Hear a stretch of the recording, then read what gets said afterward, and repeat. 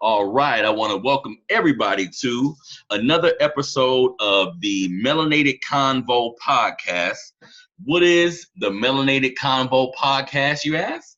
The Melanated Convo podcast is a podcast that'll come to you every other Friday where we focus on interviewing interesting individuals from all parts of the country, whether they're an entertainer, whether they write for a living, whether they are a musician, a teacher, just a parent with a very interesting and inspiring story.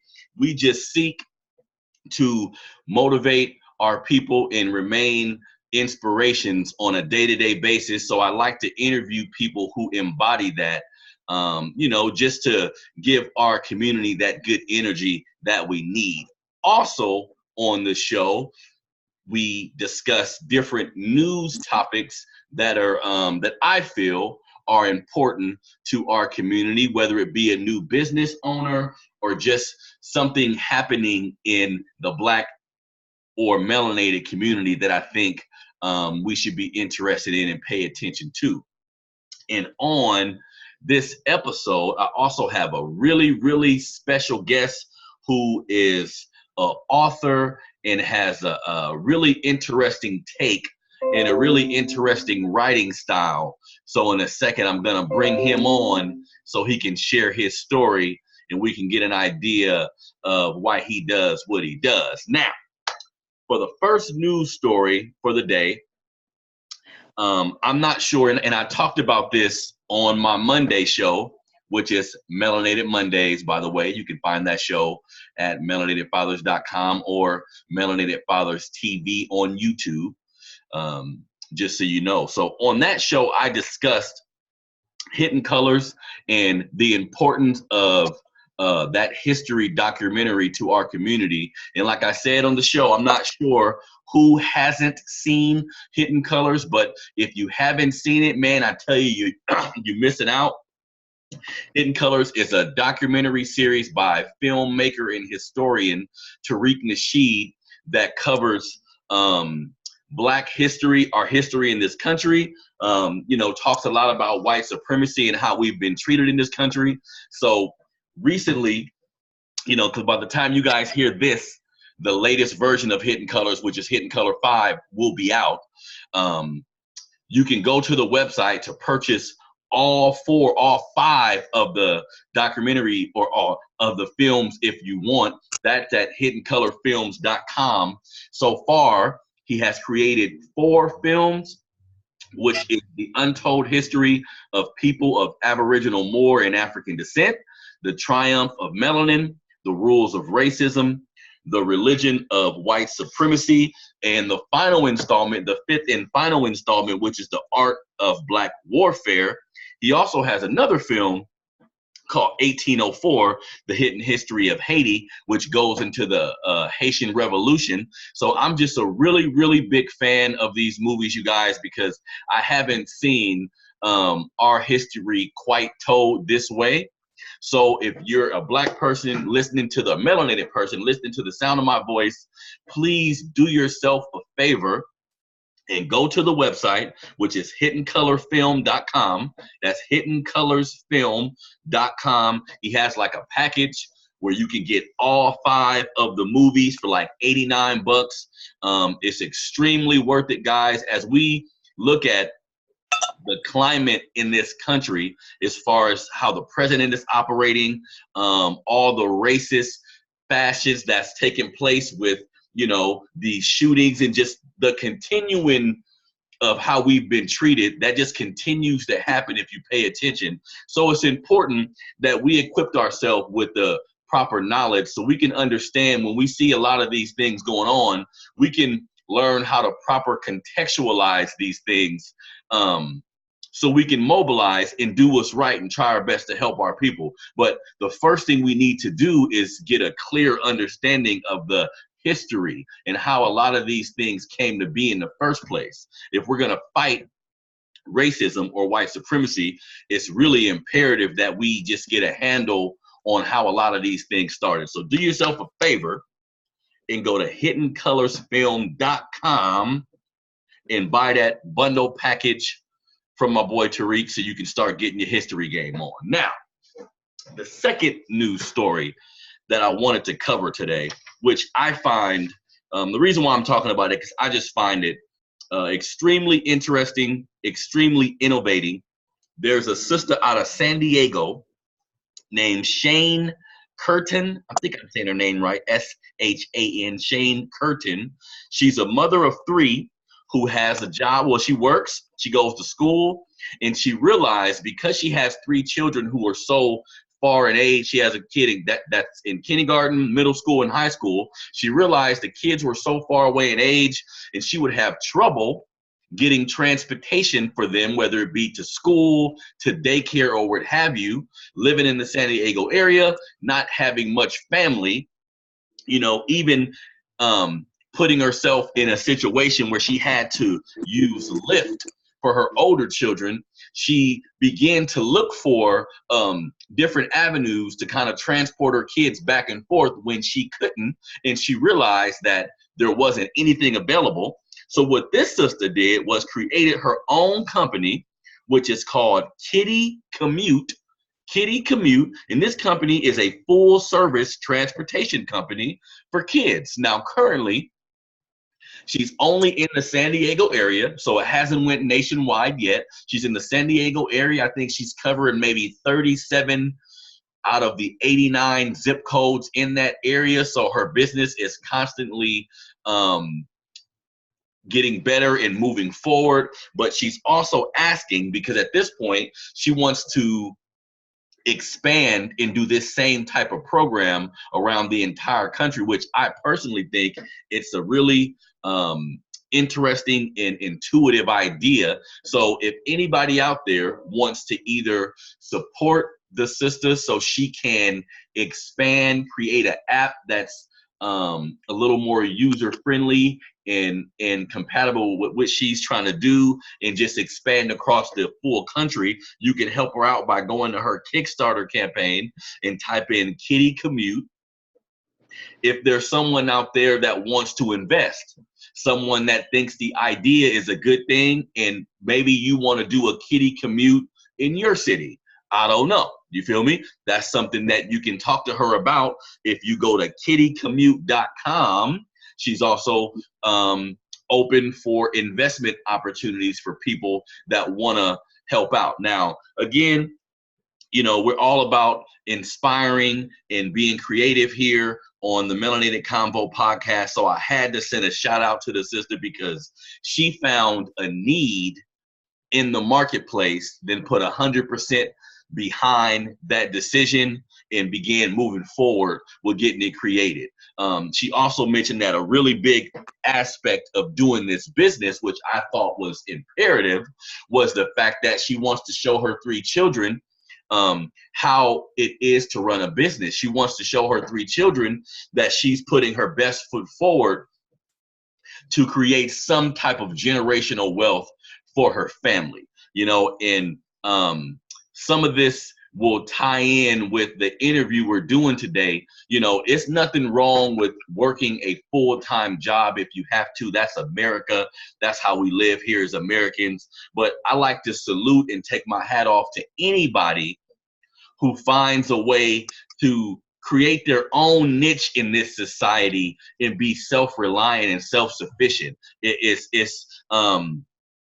For most of us, the easy thing to do is to find a career, be safe, keep that job. And again, I'm not knocking that, but it takes a certain type of individual to step out on a limb and say, I'm going to bet it all on myself. So I take my hat off to the sister Shane Curtin of Kitty Commute. Again, go to kittycommute.com if you want to invest or just see what she got going on. Or if you would like to just contribute to help her get to her goal, you can go to Kickstarter and put in Kitty Commute, and you'll be able to see her information and help her out there. Now, enough for the news stories for today.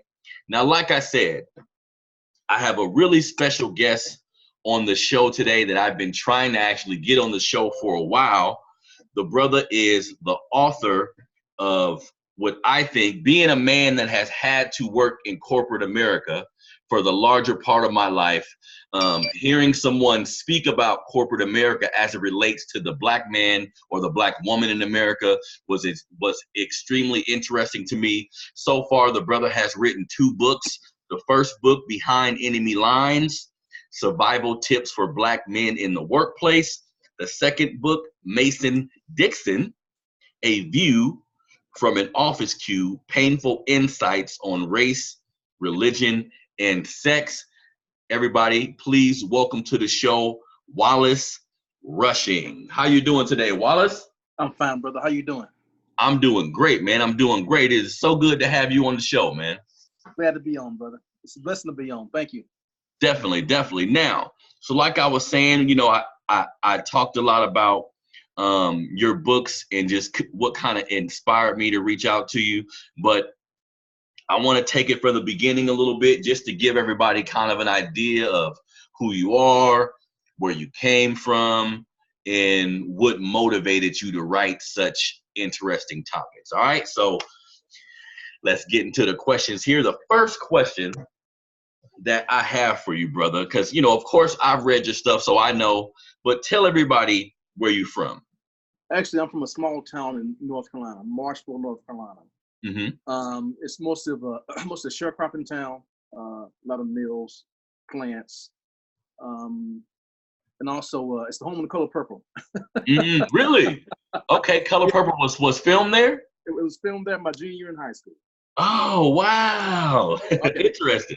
A major part of it was filmed there my junior year in high school. Hmm. So I'm from a real small rural town in North Carolina. Okay. Now, being from the deep South, or a strong part of the South, Yeah. Talk to us about, as a kid, how did your childhood and just growing up in that type of environment, how did that shape how you saw the world?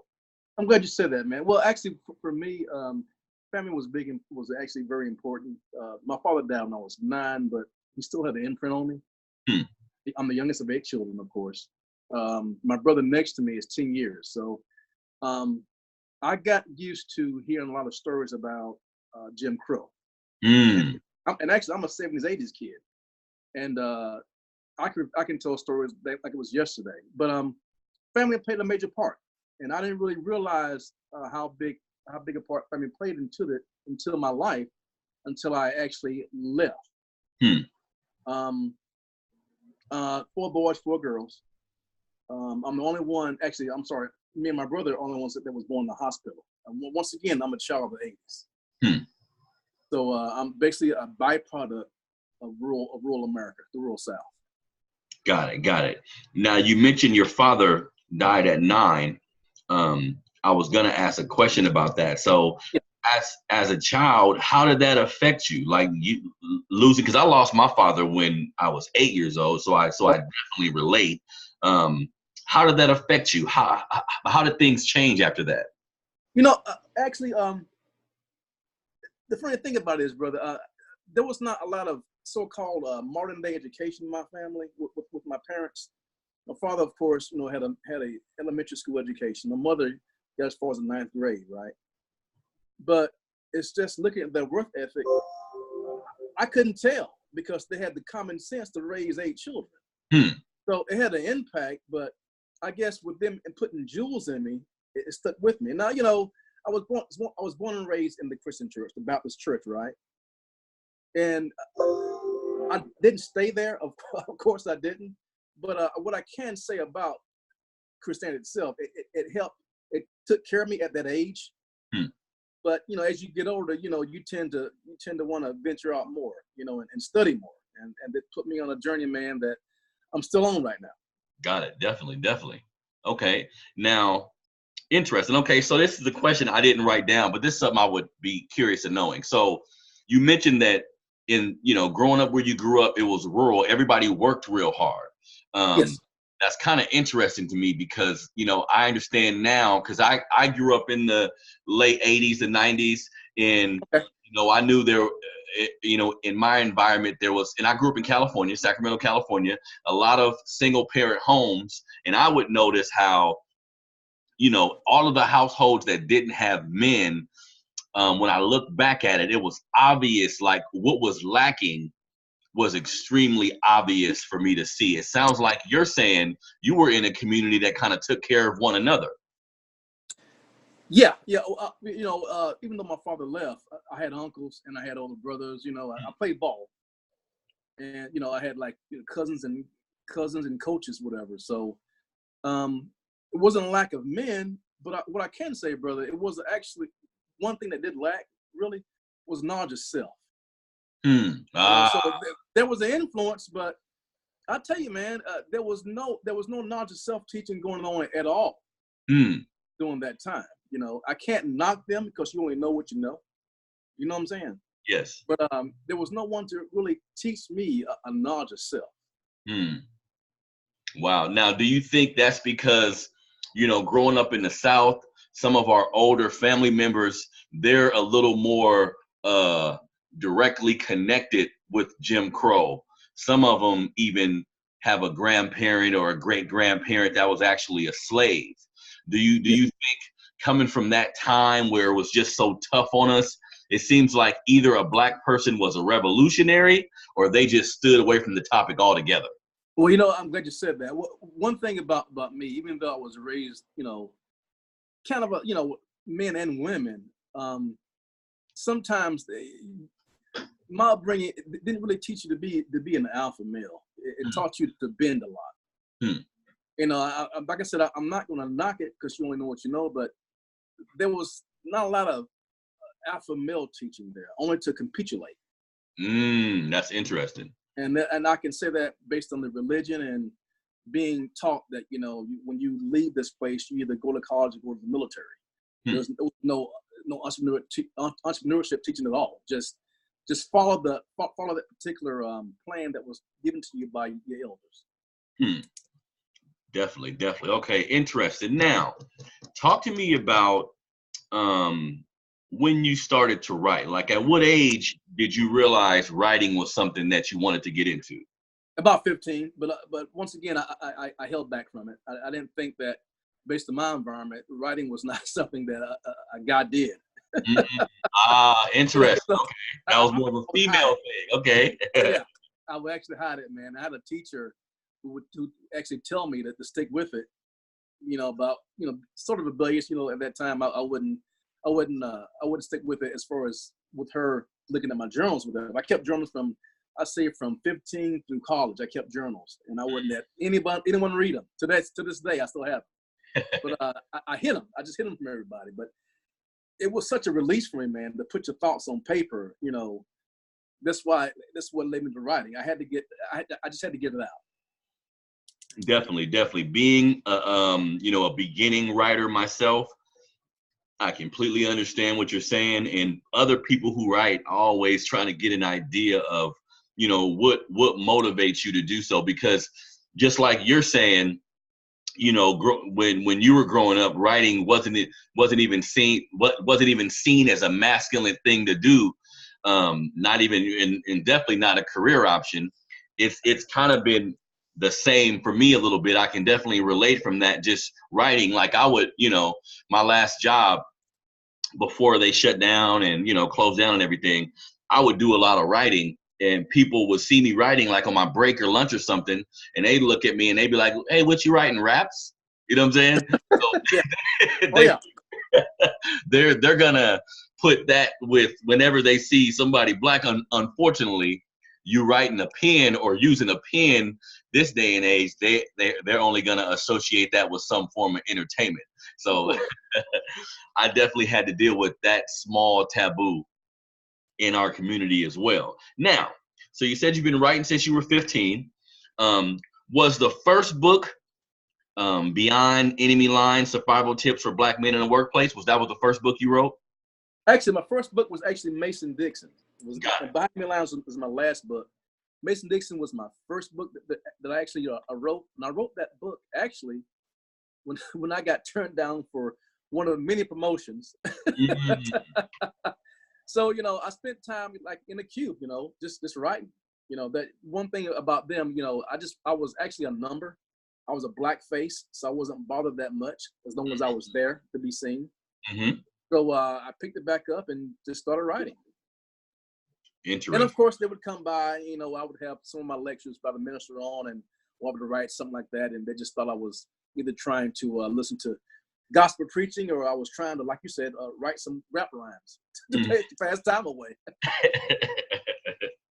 Interesting. Wait, so you're saying the book Mason Dixie, A View from an Office Cube, you were writing it in your office cube? I actually wrote that book in an office cube. That's talking about being creative. Yep, I sure did.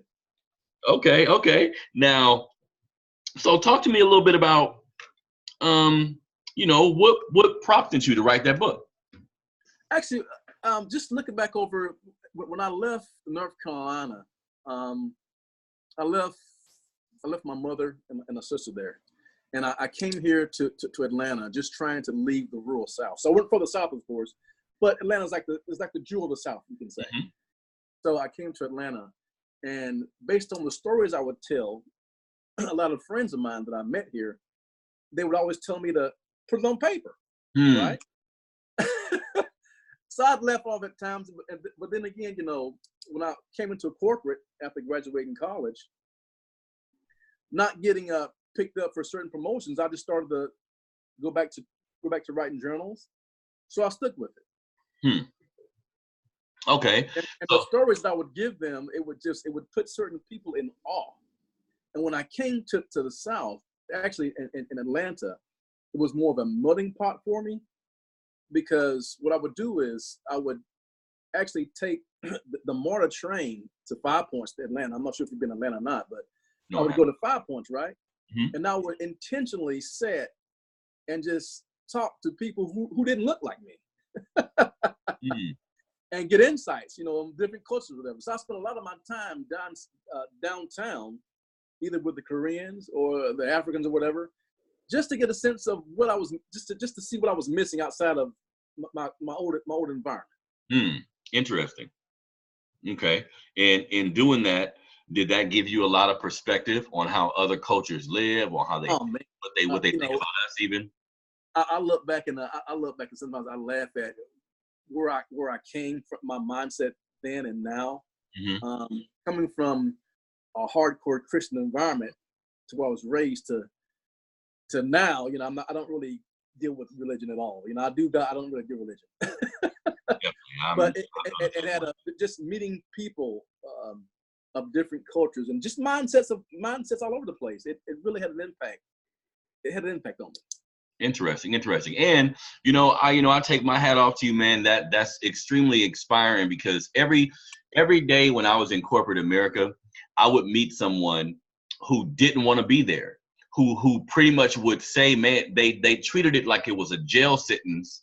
But few people had a outlet, had something else that they was passionate about that would drive them from the job. Because I recall being that way myself a little bit. Like, man, I'm tired of this. This isn't something I'm passionate about. It's just money. And you get into the little situations with coworkers where you're kind of talking about the job and what you don't like about it. But I think ultimately we all should be looking to do something different then, and not necessarily about money per se, but just following your spirit and living your truth to the fullest. And sometimes people can't break away from corporate America. They don't know how to channel that energy. So I applaud you for that, bro. Now I tell you, brother, I published that book. I'm a widower. My wife died in 2014, right? And when she passed away, I had two kids with me. I have 2 children right now that I'm raising. And for them to see me going to work and coming back home, I'm like, you know what? I'm just trying to make sure that my kids knew that this isn't life. Even though, you're eating well, you're paying bills, but I'm still not doing what I really want to do. Even though I'm preaching to them one thing and doing another, I felt like a hypocrite. Interesting. So because that, it's important you say it that way, because our kids are forever watching. Of course. Like they're watching everything we do. And I remember when I appeared to be happy in corporate America, my kids were asking questions about, you know, do you think that's a job I can work at? They were asking questions about being a worker. Well, I started talking business ownership and moving in that direction. They began to ask questions about business ownership. So I said, man, this is my everyday movement is much more impactful than I thought it was, you know? Yeah. Yeah. And even now, even with my spare time, you know, I'm trying to put a third book out, and I see them. I almost actually had to catch myself, brother, with me coming home on Friday. You know, Friday's like, for some people, that's party day. That's time to relax, you know, and unwind. And I would see them catching me, maybe going to a happy hour and getting up late on Saturday mornings, and I'm like, is this what I'm teaching them, that you'll only live for weekends? Mm-hmm. You know what I'm saying? So I'm like, I had to really watch it, because that's what they think. That's at that time. I had to reel them in and tell them, you know, Daddy made some mistakes here or there. You know, as far as with you seeing me, just, of course you got to relax sometime, but with them just thinking that the only time for you to really live is when you're off the clock, you know, of the dominant race. But I'm not saying, well, dominant culture. Yep. I definitely understand that, because, you know, even, you know, some books that I've read have mentioned the fact that, you know, of course, working the 40-hour work week is an American thing, and a lot of us have to deal with that. But throughout slavery, you know, back in the day, we kind of had to deal with that same thing, where our work week was so strenuous, like picking cotton and working for next to nothing. The weekends were like a celebration. We couldn't wait to get to the weekend just so we can have a drink, just so we can go amongst other Black folks and kind of celebrate and let your hair down, because even then, the work environment, as most corporations is now, isn't really set up to benefit us. It isn't really set up for us to be ourselves. I know so many people who go to work and they have to damn near put on an act at work because of the looks that you get, in, you know, how people speak about you, and all the perceptions that people have about Black folks. You know what I'm saying? So that can be stressful. That can actually weigh on your health also. Of course. Well, yeah. I'm glad you said that. Even when I go back and look over some of the writings I've read, even Frederick Douglass, you know, he spoke about that as well. That, you know, that is actually it's like the behavior of a slave. When you're giving time off, your time is spent in idle time because you're so happy to be off. Yep. You know, you're doing things that aren't really productive or better for your well-being, just for you to relax, you know? Yep. Relaxation becomes the primary focus. And at that time, when you mix that with religion, when you mix that with church, it almost became, okay, I'm going to have fun. Sunday, I'm going to go to church. If I do this right, I'm going to die and go to heaven. So it was almost, I'm going to get the big reward when I die. You know what I'm saying? Opposed to trying to live heaven here on earth. Yep. You're right. All right. So a couple more questions I have for you. So with writing the books, I kind of see where you're going with the books, and I have I kind of feel the same way. I share the same sentiments. So tell me, give me some things what do you think is some of the biggest challenges Black man or woman face while working in corporate America? Some of the biggest challenges is that, you know, I don't knock anyone from trying to make a living or trying to make this thing work, but at times, just the challenge is to don't get lost in trying to keep up with that rat race. Don't lose yourself. And I see sometimes, and as a matter of fact, I did at times. I kind of lost myself trying to get a promotion. I kind of lost myself by not really by doing things that were outside of my core values, of trying to get in the graces of someone who really didn't give a damn about you. Interesting. And understanding that, you know, at the end of the day, I can be replaced with a twinkling of an eye. I mean, it's all about numbers, man. You know, and like I can't knock them for that because you know that's their thing. But at the end of the day, you're only a number. So don't lose yourself. Very interesting, man. I'm happy we're having this conversation, brother, because I feel the same way. You know, I worked at Verizon Wireless. They had a corporate office here near the Sacramento area where I live, and I'm thankful at this point. Like the day that they announced that they were moving to Texas, basically, and giving us a severance package, or you can move to Texas too, or you can just go home. You pick.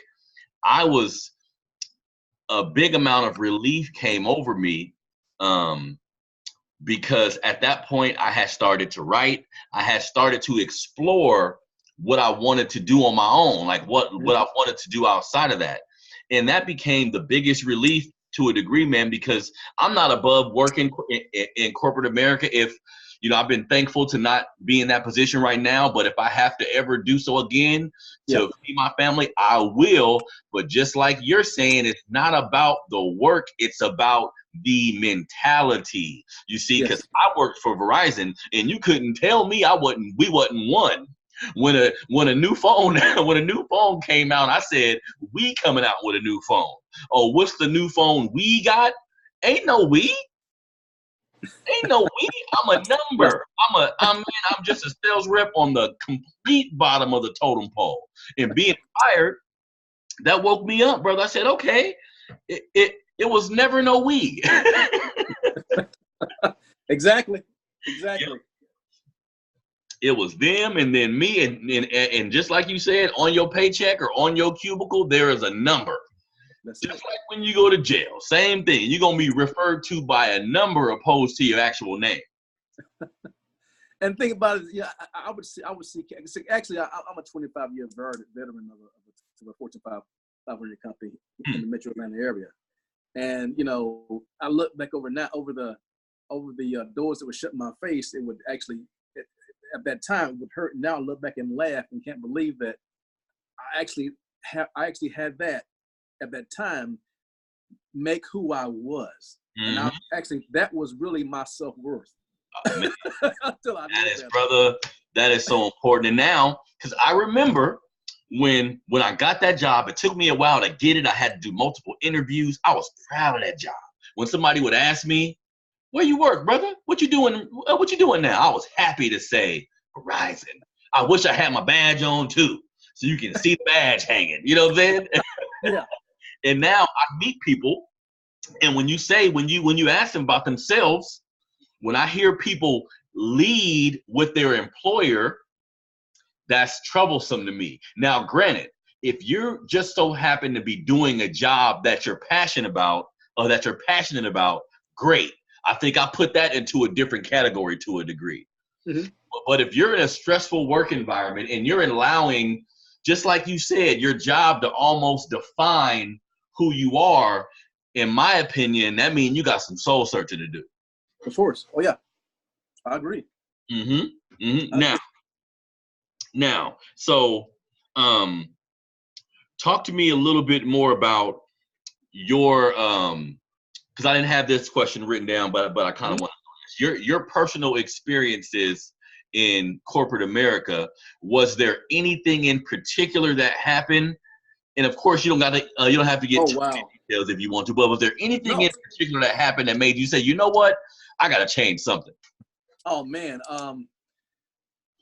there's so many. I'm glad you said that, man. I mean, there were instances, you know, me being, you know, I was like the representative for black men.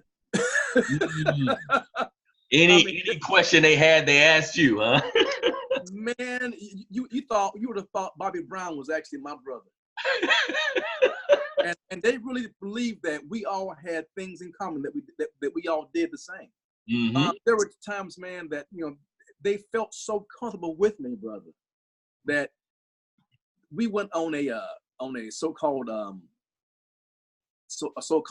team hiatus, whatever, to break the ice from a long work week, and they actually took me to a Confederate graveyard just to see the look in my face. Oh my God! They took me to a Confederate graveyard just to get a reaction out of it. And these are things that I had to actually just bite my bottom lip and just grin and bear with it. I mean, from that till from them actually playing the whole OJ court case every day at the office. And this happened literally. There's some of the accounts, man, it was ridiculous. You know, from that to me having to actually, and one thing I can say is that really stuck with me, that is that I kind of I didn't go to the Million Man March because all eyes was on me. And I tell you, man, that was probably something that would probably never leave me. For me, actually, trying to not do something that they would think I was being a rebellious Negro. I know exactly what you're talking about. Yep. So I dodged the Million Man March, and I was supposed to have gotten bused to Atlanta to go, and at the last second, I didn't go. Just fear what they would think of me. Damn. So, and the funny thing about it is, when I didn't go, they had the audacity to place bets during the day when it was going on, because they were saying that wasn't even close to 1 million men. So you would have executives placing bets on the number of brothers at the march. Wow. And this is in a corporate environment. Wow. I hope everybody hears exactly what this brother is saying. I'm so happy he had the balls really to admit that he allowed the corporate white structure that he was a part of to dictate his thinking a little bit. And all too often in our community, we do this type of thing. And wow, it's just powerful, Wallace, because I've seen people take this type of attitude where I'm going to do whatever I can to please my employer. I need this money. They dangling the carrot over your head. I need this money, but then they go home and talk to their mama like she ain't shit. I tell you, brother, when that actually happened, man, and like I don't get really emotional a lot, but when that happened, and from my commute to traffic to my front doorsteps, I was so ashamed to even go in the house. I just sat in the car. I sat in the car and cried, knowing I was wrong, knowing that I had my tail between my legs, and I let them do it. Man, brother, but you know what I'm saying? It's important, though. I think acknowledgement and recognition, like on a personal level, is the building blocks for something great, because you could have not realized what you were doing and avoided the Million Man March, and that could have created a cycle of you just avoiding us to the point where one day you would have probably been like, I ain't gonna be around you niggas at all. Brother, I even got, trust me, I got the Farrakhan litmus test. Trust me, I got it all. I got it all in corporate. And this is actually at board meetings. I got it all, man. Man. And then. But what really helped me out was, I watched the Spooky Set by the Door. Oh. Most people don't know about that. Most people ain't ready for that. That movie, and actually, when I listened to a lot of Neely Fuller, pardon. Yeah, Neely Fuller, I'm aware. Yeah, it kind of helped me out a whole lot as well. Fuller's works, man, it really helped me. It really inspired me for Behind Enemy Lines. Wow. Okay. Because I have to give him props for that. Yeah, Neely Fuller is a deep brother who speaks truth to power, man. Mm-hmm. I had the same type of experience with brothers like Corey Holcomb, Speaking to She. Basically, in my I'm 39 now, my early 30s, I just began, any black man that I heard speaking truth to power, I almost stopped what I was doing to listen. Now, this is before I started reading any books about Black history, before I considered myself an aware or conscious person, whatever. Before any of that, just hearing a black man stand up and speak for itself, it was something about that. Well, I was like, wait a minute, he going against the grain, but it ain't bothering him. You know what I'm saying? He doing it confidently. And I was like, you know what? I don't know where I'm headed really, but it's gonna look like that. Gotcha. You know what I'm saying? So man. Really, really interesting, brother. And I advise everybody out there, because I'm really big on reading books like finding an interesting book about history or individual in history and using that as a form of inspiration. But YouTube is a value source as well, man. There's several brothers on YouTube or on the internet that give great information that can basically make you feel like you're not in this by yourself. Because I'll be honest, just the circle of men that I'm around, the circle of people that I'm around, I try to surround myself with like-minded individuals, but a lot of the people I love aren't necessarily woke per se. They don't necessarily see racism as it relates to Black society the way I do. So for anybody out there that may feel that same way, that you may feel like a rebel, or you may feel like you're on the outside looking in because of how the news makes us feel, because of how Donald Trump crazy ass make us feel, you need to seek out like-minded individuals, and that can become your strength. You can use that to empower yourself, because it's crazy out here, man. And sometimes I've seen Black people, because of everything we go through, they just check out, brother. They just, hey, look, I don't want to be involved in all that Black stuff. I want some white friends. I'm going to go to my little nice job. I ain't going to watch BET.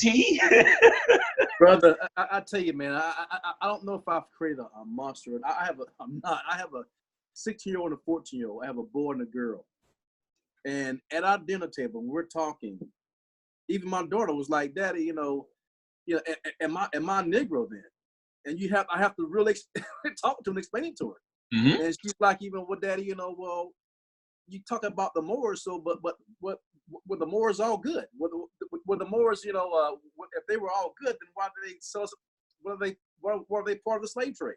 Mm-hmm. We would have these conversations, man. And for me to have two teenagers actually in this fight or going this fight, I have to make sure that I'm on my P's and Q's, brother, at all times. Yes. My youngest son is very similar to that. We talk to him a lot about racism as it relates to us in a really neutral way, like no hate-filled speeches, but we keep it real and we tell the truth. And because of that piques his interest. And now for me, it's just a matter of trying your best to kind of open your third eye, to kind of see what's not being seen, to kind of hear what's not being said. You know what I'm saying? And I think it's our job to do that for our kids, because just like you mentioned, when you grew up, you had some good men around you, some hard workers around you, but wasn't nobody talking about what was really going on as far as it relates to us as Black folks. And I think every Black person in America needs some sort of education, on like a real education on how we came to be, because unfortunately school not doing that. No, not at all. My upbringing in North Carolina, was strictly if you're not a Christian, then you're hellbound. And that was actually the core of my upbringing, is that you live right, you love Jesus, and everything will be all right. Yep. And that's exactly how I was raised. And I think all of us was pretty much raised that same way, man, to a degree. And I see the benefits of that. But I think understanding how far melanated Black people are, just as far as it relates to like the wealth gap and where we stand in that, all of it makes sense to me. While a lot of white families was getting loans and not dealing with the fact that, they didn't have to be redlined and all these other things. They were getting loans. They was buying houses. They were building wealth to a degree. And bro, I think we were just praying, man. Yeah. I think we were just wrapped up in religion and like we were talking about earlier, just living for the weekend, waiting, because, we didn't want to be brutalized. We didn't want to be hurt. I know older Black people who just didn't want to be bothered. They just wanted to live. You know what I'm saying? Brother, in my environment, it was mostly, it was more of the Southern white than Black when I was growing up. And I had a white cat I played ball with, and he actually made a bet with me that his high school diploma, that he would double my salary within 2 years by not even going to high school. Based on, you know what he told me one time? He said, "You know what? You spend paycheck money, Chuck. I spend my grandfather's money." There you go. There you go. He couldn't have said it no better. He couldn't have said it no better. So if you look at that if you look at that perspective to a degree, the white Americans who are in that situation, they ain't even looking at life the same way we looking at it. They ain't even considering the same shit we considering. When you grow up and you're struggling, or you have a struggle you're dealing with, if you have money issues, all these things, we don't know nothing about. A lot of us don't know nothing about businesses, don't know nothing about obtaining the proper loan to get a business. So we're kind of behind on the 8 ball. And when we raise our children and we don't talk about these things, I think we're contributing to that negative effect. You know what I'm saying? Yeah. Oh yeah. I know. Even in corporate, with the conversations I do have with some of the seasoned vet there, I mean, I was always told, if you're not willing to lie and to cheat, then this ain't cut for you, buddy. Mm-hmm. Yep. And I could go on. Yeah, and when we get in corporate America, what I've also learned, sometimes other races of people, primarily Caucasian people, they're more familiar with the corporate structure, so they know how to backbite and say whatever they gotta say and smooch up to the right person. Like climbing the ladder for them is almost a part of their DNA to a degree. You know what I'm saying? Just like you said, and that's why the title of your book stuck out so much to me. We're severely behind enemy lines, and what people don't know, I mean, that's at work, but shit, that's everywhere. That's how I approach it. When I step outside of my door, that's how I approach life, because that's the real. And it's in all of our interactions with the dominant society. I was just watching a video. This is kind of off topic, but it just came to me. I was just watching a video of a young brother who was stopped by the police. His girl was filming the interaction. He wasn't doing nothing. The brother wasn't in the wrong, but he was hostile. He was his attitude was, "Why you messing with me? Don't touch me." Police trying to apprehend him. He's moving. He's shoving him. Look, man, check it out. When the police pull you over, think of it like you're at war and the enemy just captured you, but you ain't got no weapons. I agree. You ain't got nothing to help you. You better comply for that moment so you can get to where you got to get. You see what I'm saying? Yeah. There needs to be like a code of conduct that we institute amongst all Black folks, so we can kind of know how to interact with each other, how to interact with these other races of people, because I'm tired of seeing some of the shit that happens to us. And of course, it's because of the country that we're in and because of the history of a lot of the shit we go through. But sometimes we need to understand this. Like, that's why I preach history so much. If you got a clear understanding of history, you know, if you get pulled over or if you find yourself in certain situations, if you don't got backup, if you don't got no gun yourself or whatever the case may be, you better know how to comply. You better know how to get yourself to the next moment, so then you can do what you need to do, you know what I'm saying, to fix the situation. And a lot of these young brothers, you're right, brother. They need to be taught that. They really do. Yep, because I'm not for capitulating in any environment, regardless of who I'm working for, who I'm around. I know who I am. I know the history of our country. I'm for us all day.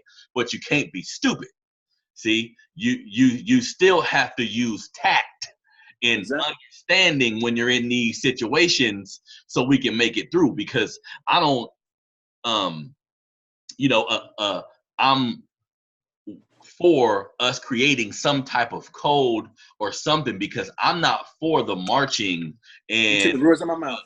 You know what I'm saying? I'm not going to do that. If somebody kills someone I love, I can't go ask them to stop. That's not how it works. I mean, you gotta fight fire with fire at times, but as we all know, Black folks ain't necessarily prepared to do that yet in this country. So we gotta play it safe. We gotta be smart. You know what I'm saying? Exactly. Yep. So I agree wholeheartedly, brother. So what I want you to do is I want you to tell everybody out there why they should go buy your books. We've talked a lot about what you speak about in the books and how it's important for us to do certain things, but I want you to quickly tell everybody, why should they go out and buy your books? Well, Behind Enemy Lines is a great piece if you are working and if you're in the workplace. Behind Enemy Lines is a piece to actually help you navigate in the workplace. Okay. I want to suggest that everyone goes out and get Behind Enemy Lines. Also, Mason Dixon is kind of was actually the prerequisite to that story.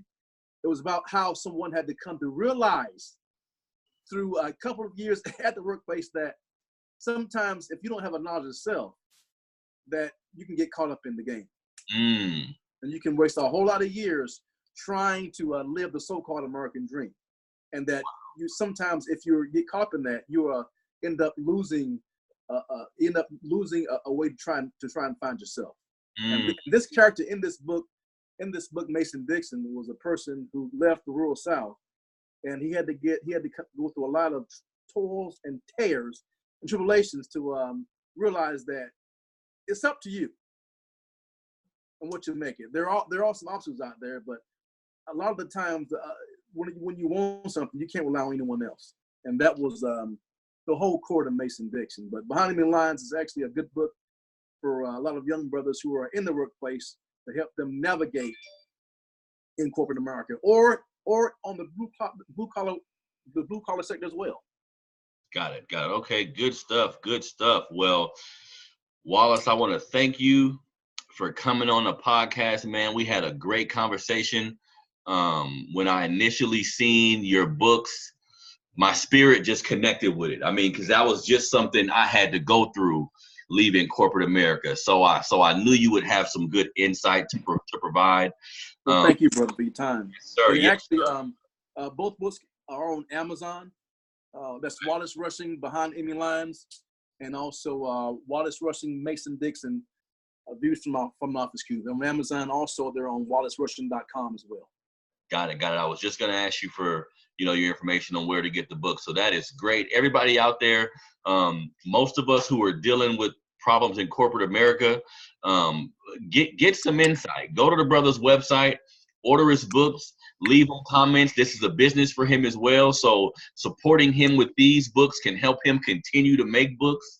So anybody that we see in our community that's being creative, that's thinking outside of the box, it's imperative that we not only show our support, but we show our encouragement. Let them know that it's a motivating factor in something that you're doing. You never know who's watching you. So we're going to continue to bring you these type of interviews with individuals who figured out where they need to be in life, who figured out which direction they need to go in life. Because sometimes it's not all about the success that you obtained so far. It's really a mental thing. Sometimes you can be free in your mind. That is more beneficial sometimes than a financial payoff or being paid off in other ways. So anytime I hear someone speaking freely from their spirit, it's a must that I support them. So I appreciate having the brother Wallace Rushing on the show today. Everybody, to check out the Melanated Convo podcast, you can go to Melanated Fathers TV on YouTube. You can go to melanatedfathers.com to check out this show and the other show that I do, Melanated Mondays.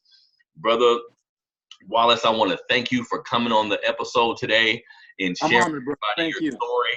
Like I said, everybody, please go out and purchase his books. Is there any final thing that you want to say, brother? No, I want to thank you for your time and allowing me, brother. And I'll be in touch. No problem. I want to thank you for everything that you're doing as well. No problem. I'm gonna continue to push and continue to support everything you're doing. So this has been another episode of the Melanated Convo podcast. We out.